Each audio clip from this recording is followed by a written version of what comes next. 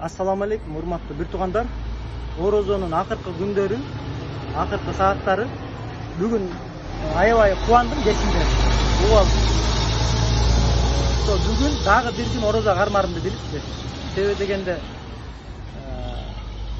акча каражаттары даяр, бирок жетишпей атканбыз да.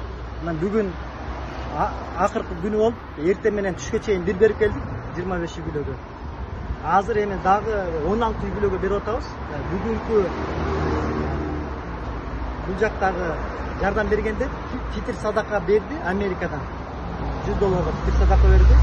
Андан кийин Россия жактан да жарандар которулду. 5000 рубль которду, 1000 рубль которду фитир садака кылып. Андан кийин дагы бирөө чай берди. Чай берди, мына 2 коробка чай. Анан Кудай буйрса, ушулар азыр таркатылат. Кудай буйрса, ооз ачканга чейин, шамга чейин таркатылып калат. Дагы бир жолу орозо ай менен куттуктайм, акыркы күнү болуп атат. Эртеңки айт майрам менен куттуктайм бардыгыңыздарды.